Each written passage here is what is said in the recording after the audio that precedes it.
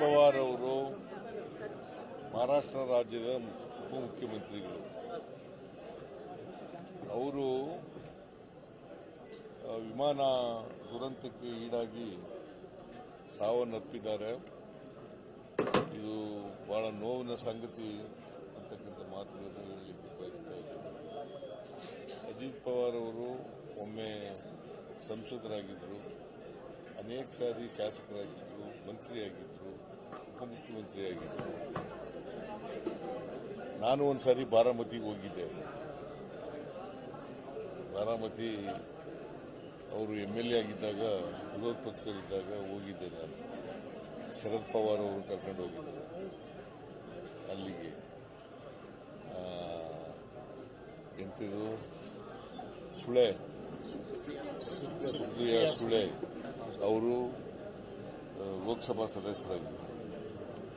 ಆಗ ಹೋಗಿದ್ದೆ. ಬಹಳ ಪಾಪ್ಯುಲರ್ ಆಗಿದ್ದರು ಅಲ್ಲಿ.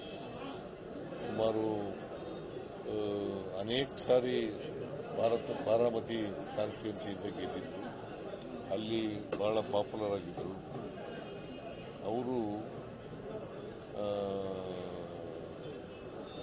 ಸತ್ತಿರ್ತಕ್ಕಂಥದ್ದು ಬಹಳ ಈ ರಾಷ್ಟ್ರಕ್ಕೆ ನಷ್ಟ ಆಗಿದೆ ಅಂತೇಳಿ ನಾನು ಭಾವಿಸ್ತಿದ್ದೇನೆ. ಇತ್ತೀಚೆಗೆ ಶರದ್ ಪವಾರ್ ಜೊತೆ ಇದ್ದಂಥವ್ರು ಎನ್ಸಿಪಿ ಅವರು ಶರದ್ ಪವಾರ್ನ ವಿರೋಧ ಮಾಡಿ ಬಿಜೆಪಿ ಸರ್ಕಾರದಲ್ಲಿ ಮಂತ್ರಿಯಾಗಿದ್ದರು. ಆಮೇಲೆ ಚೆನ್ನಾಗಿದ್ರು ಶರದ್ ಪವಾರ್ ಜೊತೆ ಚೆನ್ನಾಗಿದ್ರು.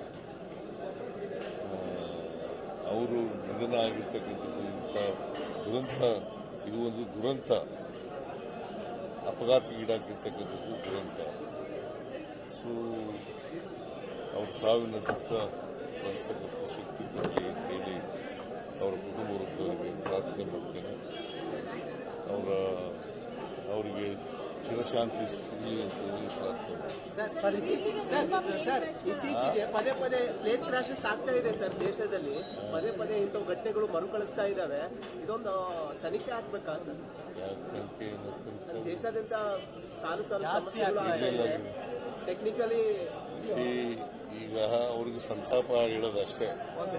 ಆಮೇಲೆ ನೋಡೋಣ.